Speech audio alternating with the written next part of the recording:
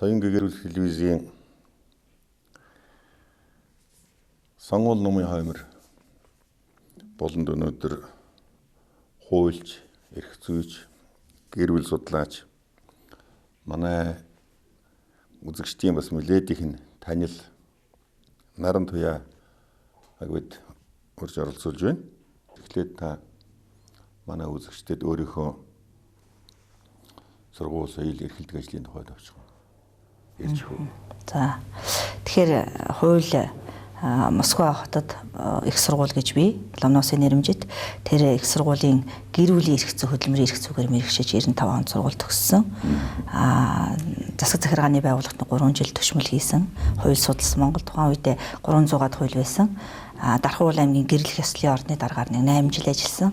Хүүхдийн төлөө үндэсний төвийн хуулийн зөвлөхөөр бас нэг жил ажилласан. Тэгээ 2006 оноос хойш ерөнхийдөө Өөлөн ихийн оюуныг бадраах төв гэж ийм клуб байгуулад. Энэ таны лого юу вэ? Тий. 108 одоо тэтгэврт гарсан 108 ээжийг нэгдэн нэгтгсэн Монгол орон ээжгүй байна. Ээжийн ажлыг хийх хэрэгтэй байна. Энийг бол төр засаг барьж хийхгүй. Ээжүүд л хийнэ гэсэн ийм зарчмаар ийм төрийн бас байгууллага байгуулад тэгэл энэ чиглэлээр айлын амьдрал чагнадаг, эвлэрүүлэн зуучлах үйлчлэг хийдэг. Тэгэхээр монголчууд ярьдаг л да. Гэрээсээ төрөөс гэж. За яг биднийг хоцрогдсон хүмүүс гэж бодч магадгүй Инглисийн гэр бүл өөрөх бүлийн тухай мундаг сургаал ном байдаг шүү дээ. За тэн дотор ерөөсө төрийн оршин тогтнох үндэс нь бол гэр бүл. Гэр бүл гэж байхгүй л хүний нийгэмч эргээд хүй нэгдэл тэгээ хүй нэгдлээсээ өмнө хүй рүү орох байх л та. Тэгэхээр төр төсвийн уламжлалтай одоо 4-5 мянган жилийн уламжлалтай гэж ярьдаг монголчууд өнөөдөр гэр бүлийн тухай асуудлыг их чухал болгож тавих цаг нь болсон юм уу да гэж би бол бодож явдаг. Би өөрөө бол эмч бас энэ нөхөн үржихүүн эрүүл мэндийн асуудлаар бол үндсэндээ цол хамгаалсан хүн шүү дээ. Социализм үед бол Монголд жилдээ нэг 12-3 мянган хүн гэрлээд гэр бүл салалт бол бас нэг 7-оос нэг 10% хувьд хамгийн их салалттай жил 12 хүртэл хэлбэлзэж байсан. Шинэ тогтолцооны үед бол дээдл нь 37% нь салж байна гэсэн мэдээлэл байсан. За таны одоо ярианаас би хуучин нэг харж ирсэн энэ 29 мянган хүн жилдээ гэрэлж байна өнөөдөр. 15 мянган орчим нь бол салж байна гэж. Тэгэхээр энэ одоо би өндрөө намуу гэж одоо хэлж мэдэхгүй ягаад гэвэл би олон улсын хэмжээний дүн бүртгэлийг судлаагүй байна. Ойртой хараагүй байна. Тэгэхээр та бол амьдралаа үндсэндээ энэ гэр бүлийн төлөө, гэр бүлийг хамгаалахын төлөө, баттай байхын төлөө зориулахаар шийдсэн хүн байна. Тэгээд энэ олон ном бичсэн байна. Энэ номыг одоо манай нэвтрүүлэг гол нь номын нэвтрүүлэг л дээ. Тэгэхээр энэ олон номыг бичихийн тулд ном бичихэд хэдэн жоохон асуудал байгаа. Эсвэл асар их дуршлага хэрэгтэй. Асар их судалгаа хэрэгтэй. Асар их өөрийн одоо хүсэл сонирхол. Хамгийн гол нь хүсэл сонирхол хэрэгтэй. Тэгээ яаж энэ номууд бүтвэ? Тэгээ энэ номуудын дэстрагаар та манай үзэгчдэд энэ бол залуучууд, залуу гэр бүлүүдэд ялангуяа их хэрэгтэй ном гэж би бол ерөнхийдөө ойлгож байгаа. Бид Монгол орон даяар хүслэнд нөхрийг, хүслэнд эхнэрийг, хүслэнд хүүхдийг, хүслэнд гэр бүлийг төгс төгөлдржүүлэхийн төлөөнөө ажиллаж байна.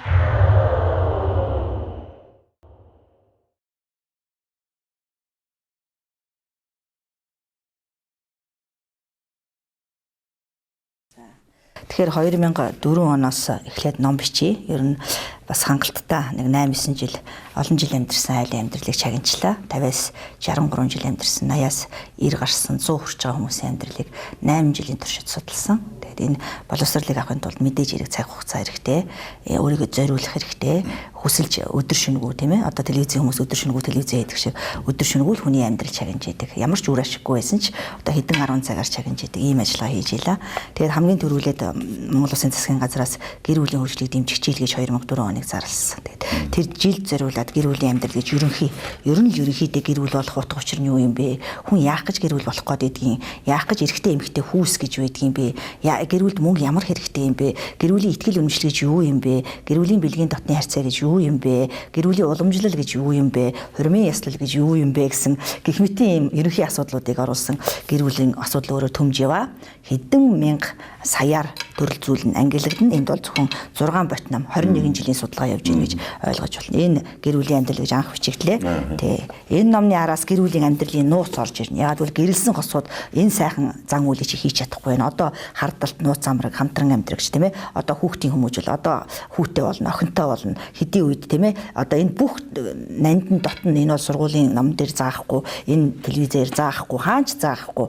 Хүний сэтгэл дотор байдаг нандин асуудлыг энэ гэр бүлийн амьдралын нууц гэж сүүлийн 6 жил бол маш олон уншигчтай болсон ном энэ байна. Гэр бүлийн амьдралын нууц гэдэг.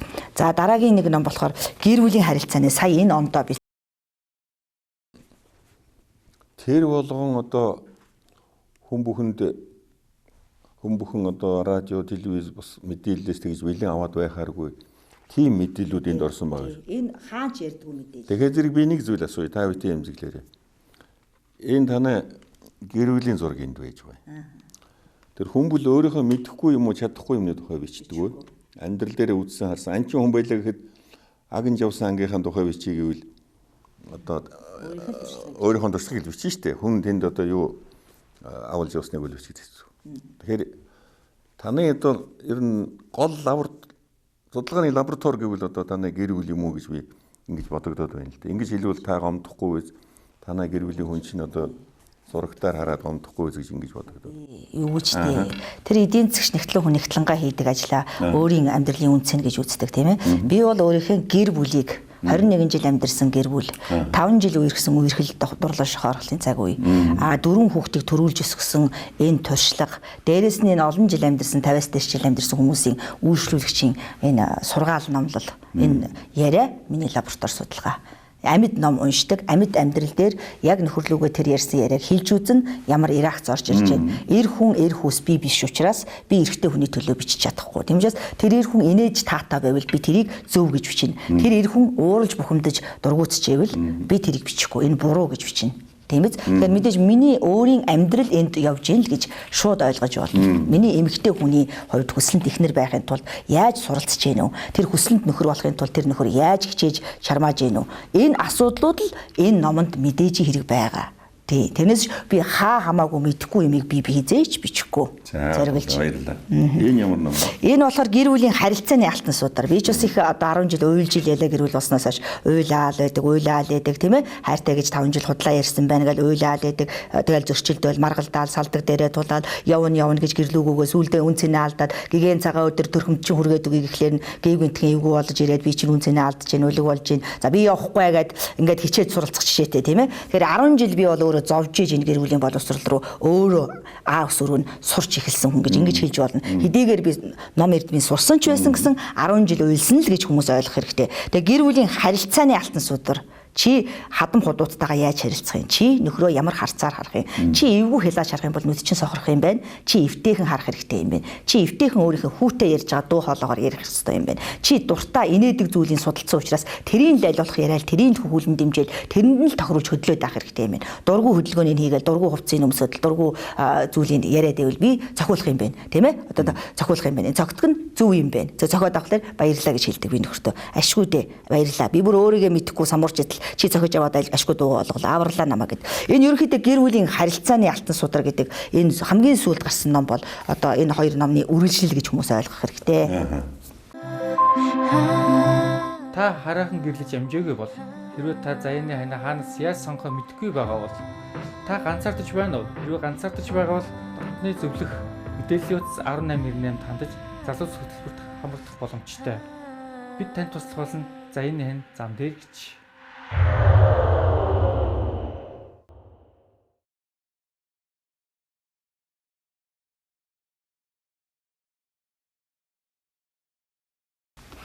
За ерөнхийдөө гэр бүлийн чиглэлийн асуудал ярихлаар хүний хөгжлийн чиглэлийн асуудал яригдана. Мэдээж хэрэг Монголд 60 гаруй аж ахуй нэгж байгууллага байна. Энэ байгууллагуудад хүн байгаа, хүн гэр бүлтэй байгаа, цаана хүүхэд байгаа. Тэгэхээр хүнтэй ажилдаг хүн ерөнхийдөө бизнесийнхаа шаардлагыг тавиад мөнгө өсгөх хэрэгтэй юм уу? Гэр бүлийн сэтгэл зүйн зөвлөгөө өгөх, хүнтэй харилцах, бүлгээр нь харилцах, ганцаарчилж харилцах арга зүйг нь мэдчихэж, хүний уян тэр сэтгэлийн гүнд байгаа алтан утсыг татаж олж ээж тэрийг өөртөө үнэнчээр хүчин зүтгэж ажилуулах юм уу гэдэг хүний хөгжлийн тал дээр гэр бүлийн харилцаа өгөх, гарын авлага гэсэн гэр бүлд зөвлөмж өгөх юм гарын авлага. Энэ бол багш нарт зориулсан ном.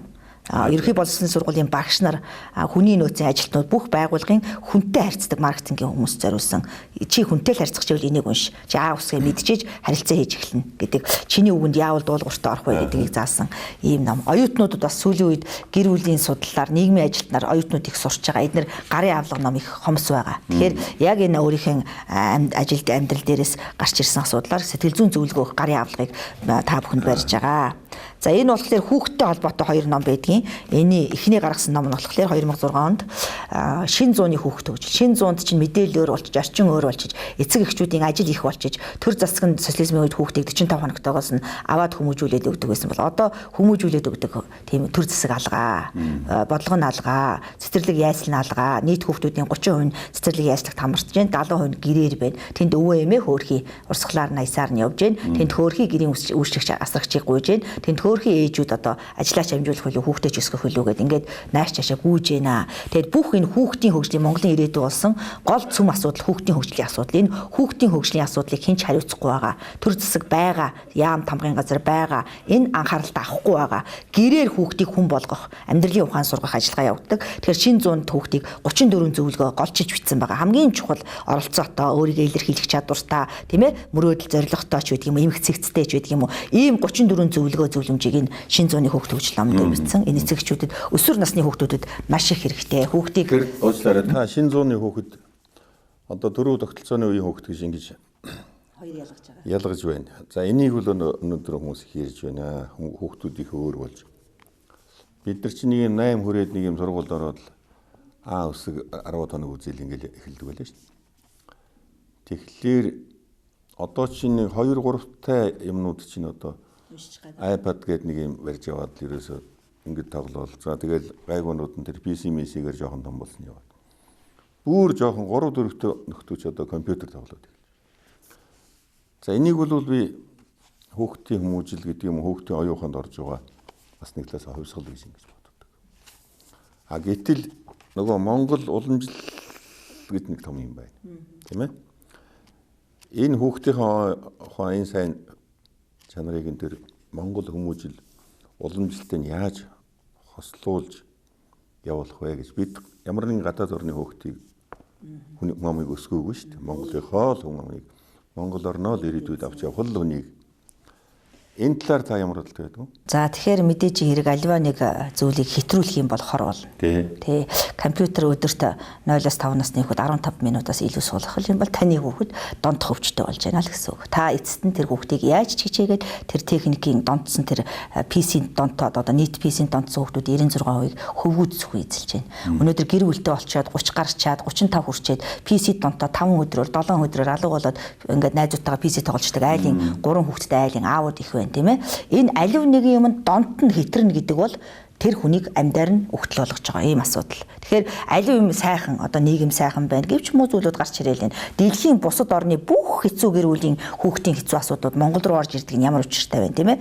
Тий. Дэлхий тэр доох манад байгаагүй 90 онд тэгэхэд Африк өвчин Монгол руу ороод ирсэн. Өнөөдөр тий цэцэглэх үе шатанда ижил хүйсний асуудал Монгол руу ороод ирсэн хүүхдүүд бас ижил хүйсдээр ингээл телевиз интернетэд орж ийн гэдэг чинь аль болохгүй муухай сургалтуудыг тэндээс авч байна. Уг нь бол ааваасаа сургаалд аваад шагаа тоглоод энд ингээд ардын уламжлалт асуудлыг яриа сууж явах байла орой болгон. Гэтэл тэгж идэг завта уг нь өвөө эмээ байгаа гэртээ тэд зав гаргахгүй байна. Тэд өгүүлж яншиж миний үед тэгдэг гэж ихэрхэж басамжилсаар хагаад хүүхдүүд нь чагнахаа болчих юм. Тэгээ аауд өвөөнөр яриул үг эсвэл үг бити дугар гэж би хэлдэг юм. Бити үг дугар Дуурах гэдэг бол ганцхан сургаал яар. Битгий миний үед ингэж исэн гэж 50 жил 60 жилийн өмнөх юмыг яриад нийгэм нь өөр болсон, өөр байшинд амьдарч байна, өөр жорлон суултур сууж байна, өөр юм идэж хэрглэж байна гэдгийг харсаар байж ээж тэрийг мдээгүй царайлж улиг болтол нь ярьж болохгүй.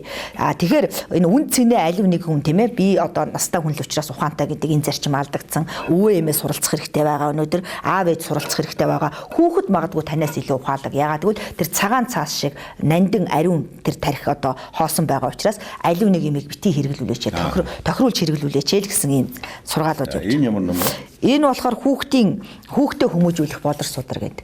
Бид нар бол одоо зөрүүд хүүхдийг, дуулууртай хүүхдийг нэгдсэн бодлого барихгүйгаас хүүхдээ хулгайч болгочдөг, аригчин тамхичин болгочдөг. Энэ суурь чинь хүүхэд байх насанд 1 2 3 4 5 насанд нь явагдсан байдаг тий. Хоёр эмч эрүүл мэндийн төлөө гэж тулгаад ууж идэг тийм ээ. Хоёр одоо аз жаргалын төлөө гэж аав ээжүүд найзтайгаа ундах тулгаал уудаг. Тэгэхээр хүүхдийн ой уугаад байвал азтай болох юм байна. Тий, уугаад байвал азтай болно. Тийм учраас азтай юм харамлаад байгаа юм байна. Хурдан азтай болчихё доо гэд мөнгөний хулгайлж авч жагаад л тэр архийг олоод уучих шүү дээ. Тэгэхээр нэгдсэн аав ээжийн бодлого байхгүй. Нүдэнд нь үгээр биш үйлдэлээр яаж хүүхдээ хүмүүжүүлэх вэ? Тэгээ дээрэс нь хүүхдээ хэрхэн ажиглах вэ? Хүүхдийн дууг яаж сонсох вэ? Эцэгчүүд хүүхдийн үгийг яриулдаг, сонсдог. Тэгээ энэ дээр тэгээ дуугаа байл гэдэг. Ерөөсөө бойл гэсээр хагаад сургуульд орохдоо боль боги гэд нэрээ мэдгүй хүүхэд багш нь хинбэ гэд Болдбаатар чи Болдбаатар уу гэд тэгэхээр боль боги гэж ингэж хэлсэн гэж байгаа. Ээж нь хашгирсаар эдэлтэйгээ сурцсан.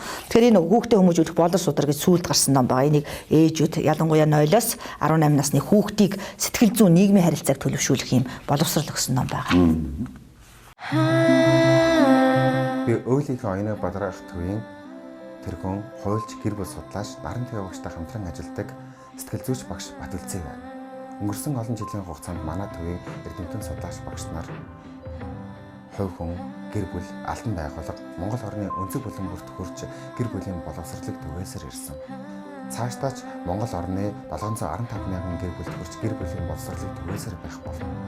Хэрв танд, танай гэр бүл, танай хамт олонд гэр бүлийн боловсрол хэрэгтэй бол бидэнд хандна. Бидэнтэй харилцах утас гэр бүлийн зөвлөх 18 ирнэ.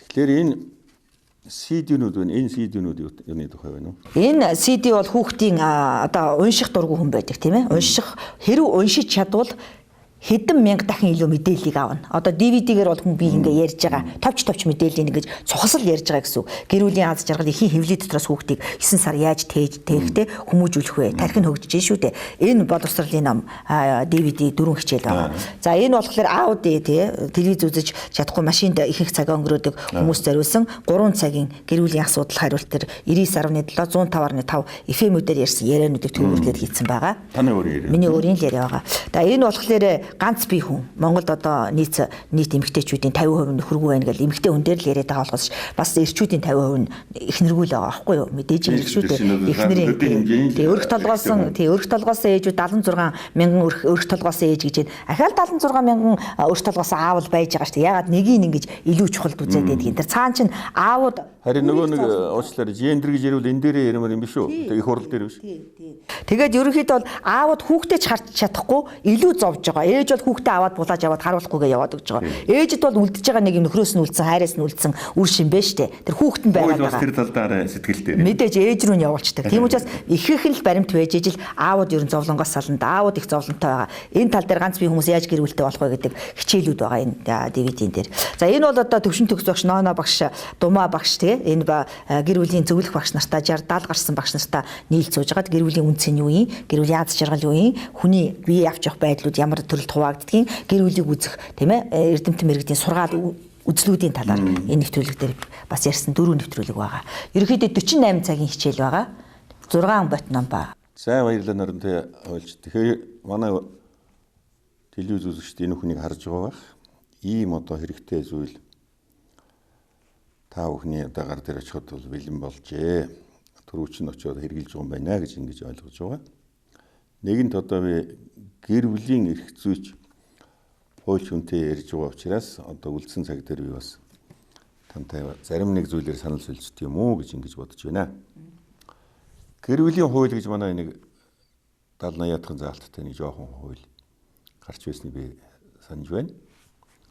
Ихэнх нь одоо төр гэр бүлийн харьцааны тухай асуудал, гэр бүл бүртгүүлэхээс эхлээд салахыг хүртэл байгаа л да. Гэхдээ хуулинд захирагдахгүй өчтөчнөө одоо мянган одоо асуудлууд зан байдаг. Гадаадад юу энийг яаж ямар хуулиар зохицуулсан байдаг. Өнөөдөр чинь бид эрхэт зүйн төр байгуулж байна гэдэг. Зөв Япон шиг юм бүхний одоо хуульчилчаас үлдээ бараг нөгөө нойлын өрөөнд орохтой авгаагаас би нэг виза зэрэг шилхэхтэй тулчаагүй байна л да бид нар. Гэтэ ер нь бол гадаадад ямар шүү хуулиуд үйлчилж байж энийг жол төлөвшүүлдэг. Зөвхөн ер нь шилжилтийн орнуудад бол байгаа асуудлууд ихэнх нь ижил байдаг.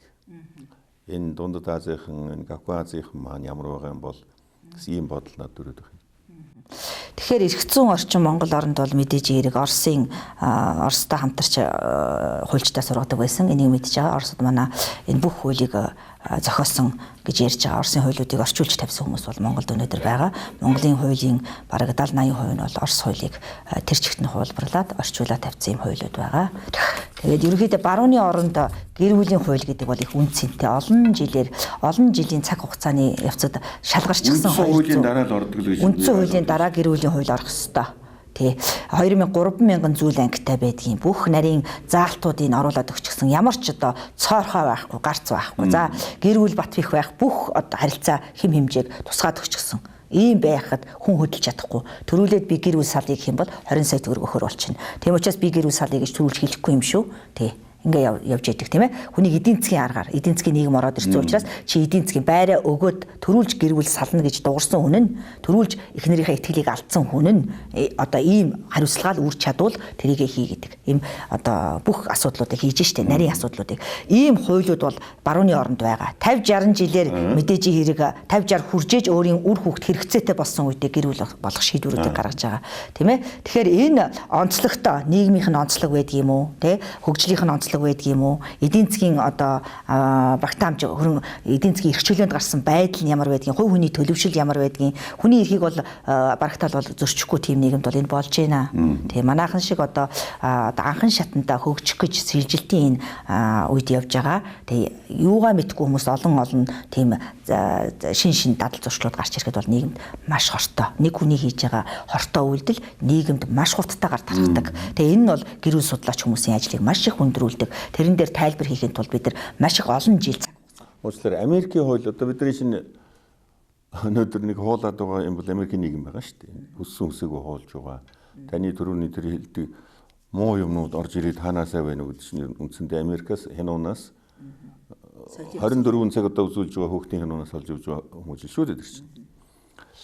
Тэгэхээр Америкийн хууль юу ямар шүү хууль үү? Яг нэг базж хэлэх юм бол одоохон дээр нэлээд сайн гэр бүлийг баттай байлгах талаас нь ямар шүү? Гэр бүлийг бүх хуулийнхын заалтыг базаад үзэх юм бол хүн барагтаал гэр бүлтэй болно гэж яарахгүй дээ. Та суурь өвчтэй бол гэр бүлтэй болъё гэж аманч дуурахгүй дээ. Тэртээ тэргүй хуулийн заалтууд байгаа учраас чи тодорхой хэмжээгээр халдварт өвчтэй ч гэдэг юм уу, чихрийн шижинтэй ч гэдэг юм уу, ямар нэгэн хүнд өвчтэй тохиолдолд гэрлэх тийм боломж байхгүй тийм хууль байдаг. Тэгээд хувь хүмүүний хөгжлийг өндөрт төлөвшүүлэх тал дээр гэр бүлийг маш тогтвортой гайхалтай шилдэг гэдэг ч юм уу хүслэнт тэр гэр бүлийг бүрдүүлэх тийм гайхалтай хууль байдаг. Нэгэнт хайрлал хүсмээр бусад хүмүүс хоёр нь хүсмээр хөршин ч хүсмээр тийм л гэр бүл хүүхдэн ч хүсмээр яа тэн чи хүүхдийн хэлхий асуудал тэрийг хэлээд байна. Тэрийг хэлээд байна. Тэрийг хэлээд. Бусад хүмүүс үлгэрлэн дөөр байх. Тэгэхээр манайд нэг сүй тавих ёс гэж байсан тийм ээ. Хуучны. За би нэг жишээ хэлье. Самбуугай миний амьдралын замнал гэдэг ном бий дээ. Манай Ширчингийн Сүхбаатар сүгэлд бас их гоё ном бичсэн Самбуугын тухай. Самбуугын гэргий чинь бол Ямаагүй гэж сайхан тийм хөдөөнөл. Самбуугын мөлийн албан хаагч шахуу болсон хонь аав ээж нь тэр Ямаа гэдэг бүсгүйтэй гэрлүүлсэн. Бараг Самбуугаа өөрөө танихаас цаашгүй байхтал чи энтэй гэрдэг сүй тавьсан байсан. Тэгээ Самбуугаа дараа нь хэлсэн байдгийн. Тэгээд та хүмүүс чи хайр сэтгэлээрээ гэрүүл болдгоо амир юм та тэгээд Ямаагаад их сэтгэлтэй байсан уу гэсэн. Ер нь тэр талаар одоо надад бол мэдхийн баг байна шүү. Ямар ч байсан би аав ээжийнхэн одоо хийх ёстой зүйлийг хийлээ л гэж бодож байсан. Тэгээд би сайхан амьдэрсэн. Ер нь тэгээд хүн чинь тэр залуу насны явдлаас илүү хиттэй манайх ямар айл болоод дараа нь ямар хүүхэд үлдэх үү тэр одоо муу хүнтэй гэрлүүл хэдэн 10 жил одоо хойшоо өөрийнхөө удмыг баллах уу сайн хүнтэй гэр бүл бол хэдэн одоо 10 жилээр өөрийнхөө үр удмыг сайн сайхан явуулах үедээ бодож л одоо гэрэлмээр юм блэ гэсэн санааг бол Замбууг намундаа бичсэн байдیں۔ Тэгэхээр сүй тавих хэсгийн тухай та нар хэрэг ярьдаг уу ер нь? Өөлийн хийн оюуныг бадрах төвийн гэр бүлийн сэтгэл зүйч Ундрам танд гэр бүл, дотны хүмүүс, найз нөхдөдөө үл ойлголцох, итгэл алдрах, ганцаардах, сэтгэл гутрах зэрэг асуудал тулгарвал мэргэжлийн гэр бүл судлаач сэтгэл зүйчтэй гэр бүлийн зөвлөх 1898 дугаараар холбогдсон уцаар болон ганцаарчлан зөвлөгөө авч болно.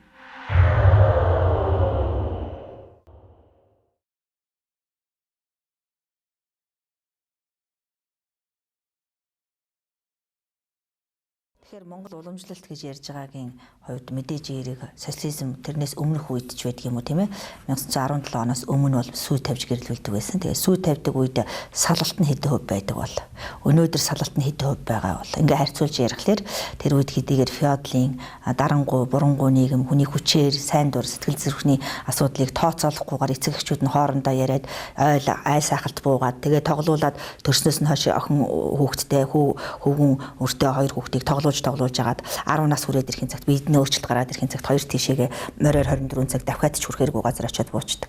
Ингээ 5 6 жил болсны дараа одоо хоёр биеэ сангалзаад нөгөө хоёр хүүхэд чинь тийм ээ жигтэйхэн олон жилээр ижилсэн дассан тэр хоёр хүүхдийн чинь бүр хоёр биеийн лүгөө тэмүүлээд үгсэн ч өхөл биднийг салгана гэдэг тийм бат суур тавьсныхаа дараа гэв гинтгэн нэг өдөр хоёр талаасаа хилцээд нэг дор буугаад ирдэг. Тэр нь охин 15 6 хүрсэн байдаг, хөвгүн 20 нас хүрсэн байдаг ч юм уу тийм ээ. Тэр үед одоо эрэгтэй хүүхэд 25 хүрээд ир биеийн гүйцэж जैन 20 хүртэл 10 одоо 23 4 хүртлээ бэлгийн одоо дотны харьцаанд орохгүй л байвал тэр илүү их чадварлаг амьдралыг авч явна. Тэгээ Чингисийн шаштар сургаалд байдаг. Хөвгүн биеийг эрт эвдэх юм бол бүхс хорхоосох өвчтөй болмоо гэж тий. Тэгэхээр ер нь бол хүмүүс бол ихэвчлэн эр хүн дээрээ эмэгтэй хүнийг одоо би их буруушааж тийм ээ чамаас л боллоо танараас л боллоо гэж ярьдаг ч гэсэн эр хүмүүс өөрсдөө төлөвшлийн өндөр түвшинд гарах тэр эртний Чингисийн үеэс ирсэн шаштрыг уншиж тэрийг их олон түгийх цаг нь болцсон.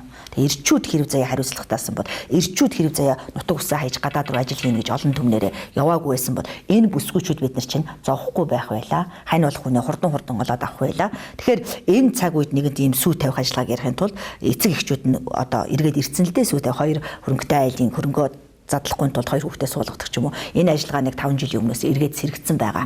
Тэгээ хайр дурлалгүйгээр гэр бүл болох асуудлыг сайн төлөвшөж хүүхдээ бэлдэж суур тавьж ижил хоёр талын эцэг их хөрөнгөө чухалд үзэж гэр бүл болно гэхээс бас сөрөг маш олон асуудал зөвлөгөө авахар ирдэг.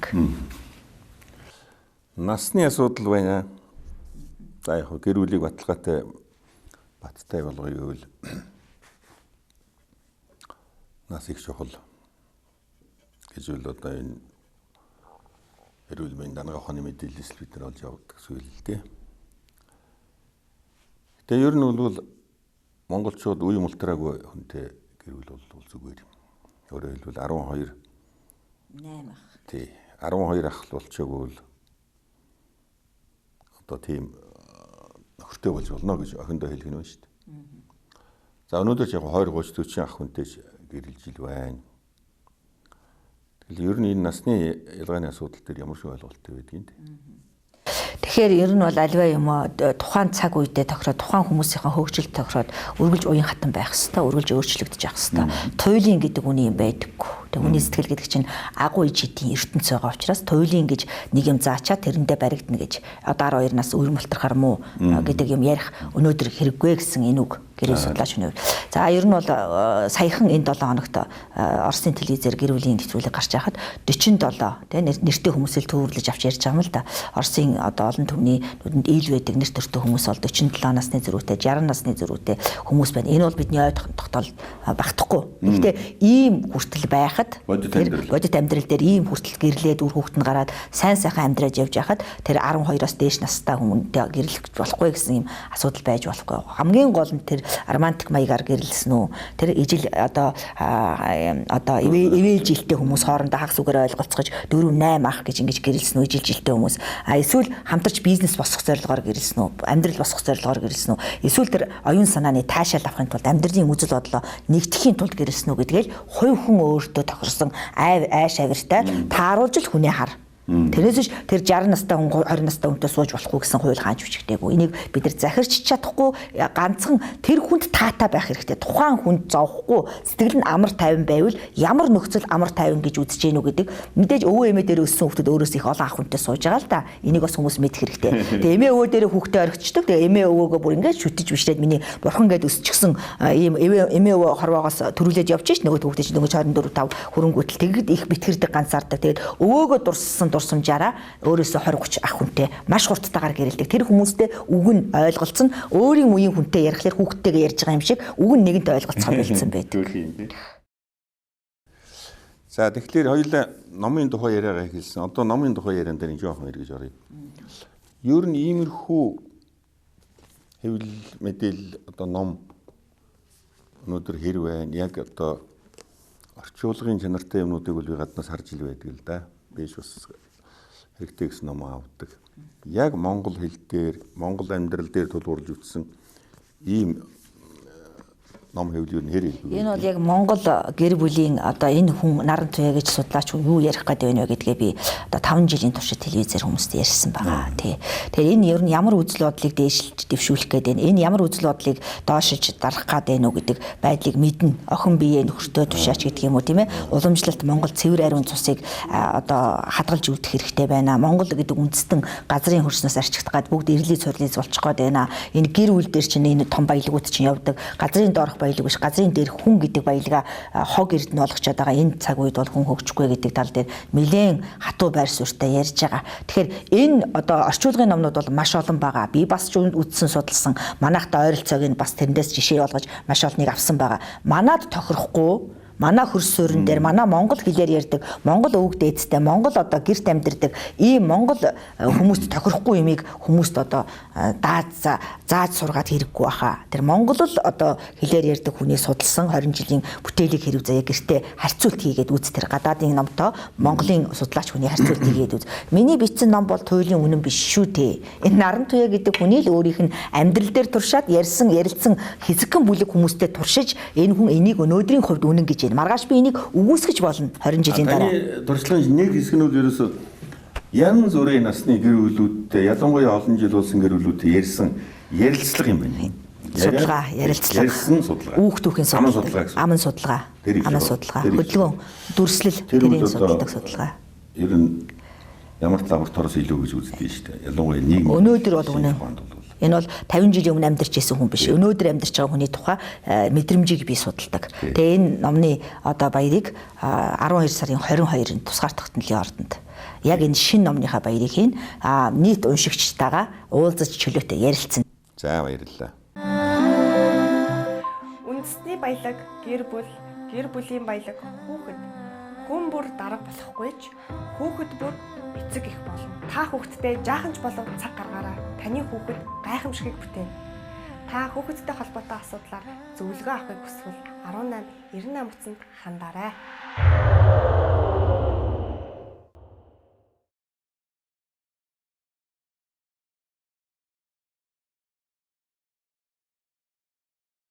За ингээд та бүхэн яриа ерөнхийдөө өндөрлж байна. Нэг том сургаал байдаг л да. Чи амьдралдаа нэг зүйлээс зураад л бай. Зураад л битээ. Тэр чинь магадгүй чиний одоо бүх амьдрал дараа нь өр хөвгт чинь үлдээх юм чинь байж магадгүй шүү гэж. Үнэт зүйл өөр. Тий, энэ бол над их таалагддаг. Алдартай эрдэмтэд, зураачид, алдартай бизнесмэнүүдийн ингээд амьдралын судалгад нэг зүйлээс л эхэлсэн байдаг. Тэгээд тэрнээсээ ерөөсөө ингээд баттай зурдаг. Тэрийн шиг таныг бол би зүгээр энэ гэр бүлийн Монголын гэр бүлийн төлөө санаа зовдөг энээсээ битгий салаасай гэж. Энэ бол бас миний бодол шүү дээ. Магадгүй энэ бол явж таны нийгэмд байгуулах хавьяа, нийгэмд үлдэх өв хөрөнгө чинь, үр хөвгттэй үлдэх өв хөрөнгө чинь ч гэж магадгүй ингэж бодож. тийм ч болоосоо гэж би танд бэлэгдэж ерөөж өнөөдрийнхөө нэвтрүүлгийг хоёулаа өндөрлөе. Баярлалаа. Танай нэвтрүүлгийн хамт олонд Монголын нийт 740 мянган гэр бүлд тэг бурхнаас заяасан учрлийн бэлэгдэл, буян заяаны ундрагын манлаа, хорол тоонтын амьд багнууд, хослон амьдрахын арга билэг. Та бүхний минь амьдрал та шиг тансаг болтугай, хангаа шиг баян байтугай. Сэтгэлийн чагтгаа нэгтгэн уйлаа, итгэлийн дууга нийлэн аяллаа. Сүлдэн дээрх нар шигэ бадартугай, соёмбон доторх загас шигэ жаргатугай гэж ирвэл. За баярлалаа. Сайхан ирэл тавилаа. Ингээд 12 сарын 22-нд бид нэр тусгаар тогтнолын ордонд уулзаж манай наран туяа хөлчтэй бүгдээрээ бас энэ номын тухай санаа бодлоо хуваалцаж энэ номын дээжийг хүртэх ийм бололцоо бас та бүхэнд олдох юм байна гэж ингэж үзэж байна. Ингээд манай соён гэрэлх телевизийн номын хамар хөлөнгийн энэ удаагийн дугаарыг бид жаргаж байна. Дараагийн дугаар хүртэл түр баяртай.